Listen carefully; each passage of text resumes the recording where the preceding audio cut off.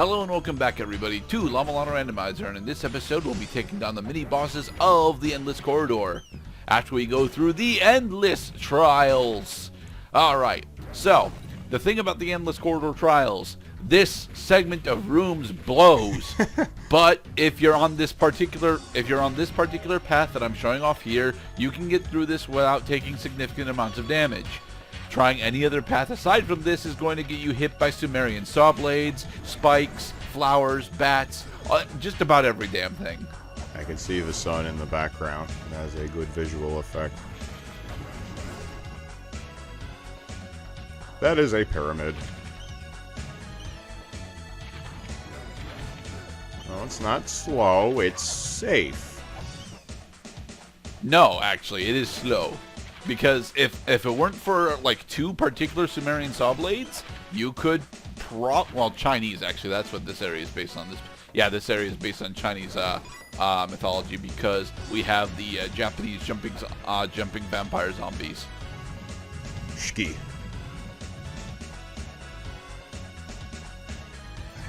Ouch. Alright, and by pressing that, by doing this particular weight puzzle, we have successfully revealed the endless key slot that we were supposed to do. Yes, if you fail to do this path correctly, you have to do it multiple times. Oh, you got forced back here. I thought you found a fucking, like, secret warp exit. Like, what the fuck? No. Okay. You are forced back there. So, that is easier for me to understand. Otherwise, well, I would probably get lost in this game more than a few times. Yes, you would. But that is okay, as it is supposed to do that to you. But it's not supposed to do it to you for more than 100 hours. I mean, this game will just straight shit on you sometimes. Alright, these particular Phantom Horse enemies, they exist in three different states. They exist in the miniature state, where they can be damaged by anything, the medium state, where they can only be damaged by sub-weapons, and the large / adult state, where they have the Anubis Drain spell. Also, this particular pot drops 100 coins. Only the once, though. Nice. Now we actually have enough to go buy Bounce Shot if we wanted it. Thing is, as awesome as weapon fairies are, I don't actually want Bounce Shot. Don't be surprised if we don't actually purchase Bounce Shot for the towards the end of the game. Weapon fairies are interesting in that they are very good steroids against particular bosses, but a good portion of the time I don't need those steroids. Somebody better keep an eye on that popcorn machine, because those kernels will start to burn if left unchecked. Oh, those aren't popcorn kernels, Mr. Cloud. Those are eyeballs. Oh, yeah. I thought there was something funny about that, because, I mean, normally they're covered in butter. This one's covered in eyeballs and green slime that is otherwise unidentified. Yeah. Alright, so, in order to beat these two mini-bosses, first, you have to have the glyph reader, and you need the glyph reader software and the hand scanner, and you need to read that tablet, because that tablet spawns Backbeard. Yes, his name is actually Backbeard. He has a better name, but I don't remember what it is, and so I always end up calling him the One-Eyed Fiend, yes. Because he is, he only has one eye, and compared to his twin brother, the 100-Eyed Fiend. There usually is some significance to a creature that formidable. Usually telling players, don't kill me, I will probably kill you in return, but indeed you should kill me, because I'm hiding something quite important. Yes, but in order to actually kill either of them, you have to solve this particular weight puzzle, which involves going back and forth through this series of rooms 4 goddamn times. And booyah! With this particular that particular weight price down, you should be able to notice that he no longer has the purple glow about him. And by using the Lamp of Time, we can totally cheese him out. Nice. Oh, right, because he can't do the death animation until time unfreezes. Yay. Yep. And now he can go take down his brother, the 100-Eyed Fiend. Oh, he's got more than 100 eyes. It's 100. He does, but I don't know how much HP he actually has. 100 and I've counting. never bothered to map it out. Mysterious as the dark side of the moon. That's actually appropriate since we're in Chinatown, so. Eyes are racing toward us from a pile of slime.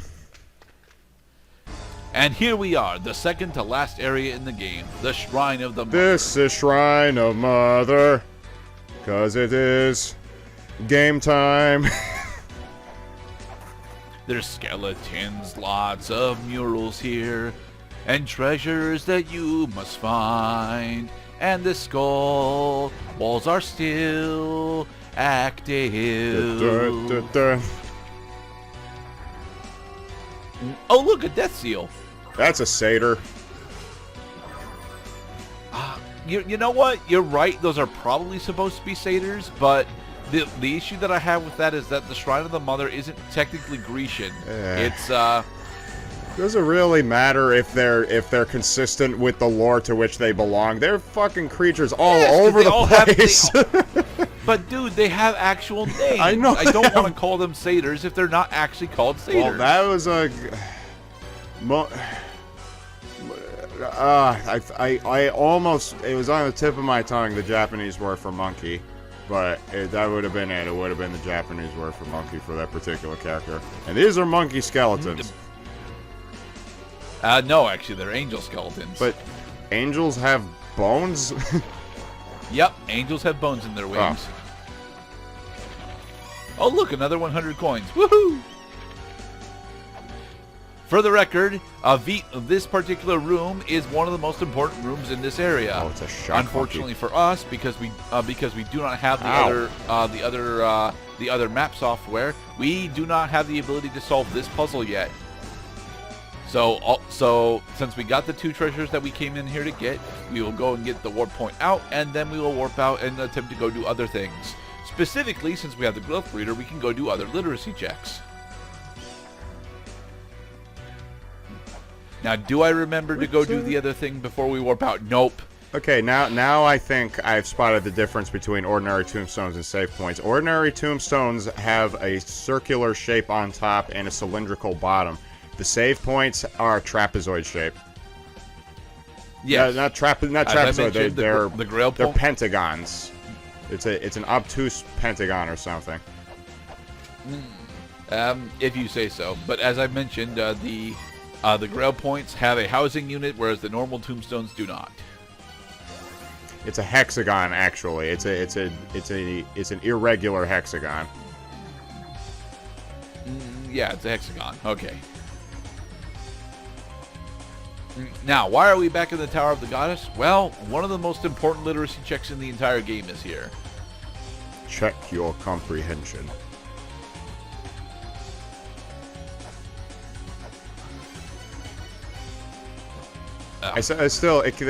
That particular Cyclops creature, it just screams McDonald's. Only because it's, a dark blue, so it kind of reminds you of Grimace. Yes, it does remind me of. Oh, it's not. I think he's more purplish than blue. Well, yeah, hence how he reminds you of Grimace, even though I actually qualify that as a darker blue shade. It's kind of. It's definitely blue. It's definitely blue. Kind of blue, but still, it still looks Grimace purple to me. Nah, Grimace purple is much deeper. Grimace purple is just a shade underneath Barney's purple. Charge! For the record, I do not know how to enter that particular room up there. There is a way into that room. I know it, but I know that there is a way into that room, but I don't know what it is. I don't know how to get in there. You have to fall from above. If you can't break the wall on the left or the right, then you have to fall from above. Okay, so because we managed to read that particular tablet about the giants and the building the waterway, these two water gates are no longer locked off from being accessed. But how do we get there, Mr. Cloud? Can you guess? Nope. All right then. The first clue is that that we need to go to the place where the Anunnaki giant points. That is in the mausoleum. The solution to that puzzle is in the mausoleum of the giants. However, this clue, hi Shorn. This clue says go to the room where the Anunnaki refuses to look at.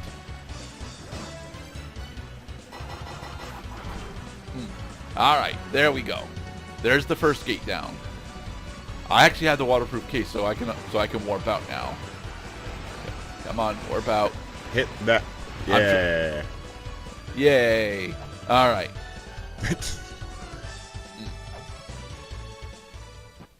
Oh look! It is the cog of the soul.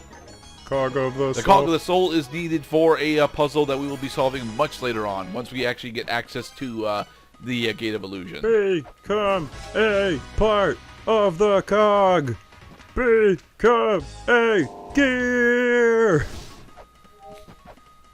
Alright, the reason why the Sphinx that was there is now destroyed is because we saw Shorn go down into the room after we killed V. The ruins start to change up slightly once V is down. Specifically, Shorn starts showing up in them. And yeah, Shorn is our dad.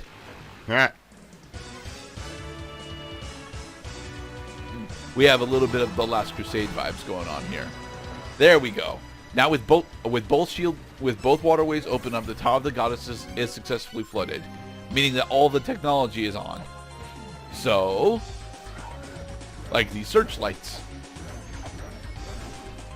And the elevators are on as well. Also, the elevators shoot at us because they hate us. Dr. Robotnik was here.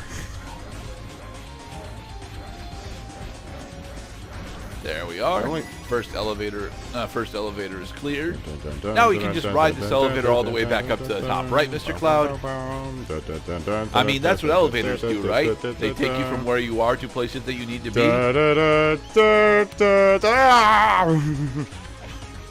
Yes, the elevators only actually carry you up for exactly one screen. You don't need to disable the elevators for any particular puzzles, but I don't like having them here because I like to try and use them while they're here, and then they just don't work anymore, and then I'm sad about it. Well, they were never supposed to work. No, they're definitely supposed to work. You're just not supposed to abuse them like that. Alright, so by taking down the elevators, these particular floating platforms appear. And if you push down both of these platforms twice, yes, there's one in the equivalent room right next door. What this is the plane model check. You need to take down the elevators after flooding the Tower of the Goddess, and then you need to press both of these floating pillars down twice. Twice.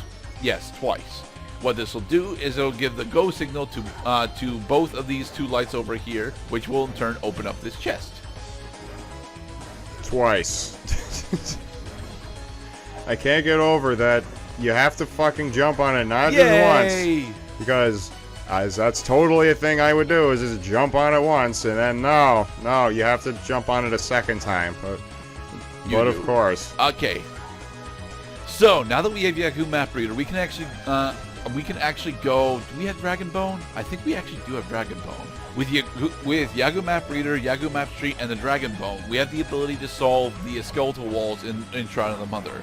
But I think we actually have a chargeable Lamp of Time, and so whilst we're here, I would like to go and look into this particular shop, the Belmont shop. Unfortunately, trying to do this puzzle always trips me up. Oh no, we're not going to go and check on the Belmont shop, are we? Well, we are. No, we're not, because we don't actually have a charge of the Lamp of Time. We're going into my least favorite area in the entire game. Well, it's about time we have found less pleasant areas mired by challenge. No, well, my least favorite area in the game is not actually all that challenging of an area to traverse through, but it is incredibly slow, requires you to have a majority of the game already beat. Also, whilst we're here, we're going to unlock this particular shortcut. This wall here is breakable, and if you know this beforehand, you need to do this. Well, you don't actually need to do this, but it is a good idea to have done it, because what this does is it makes it so that we no longer have to go through the long waterway in order to get up here. And in the next part, Cloud's review score continues to plummet because of the number of secrets that are just secrets.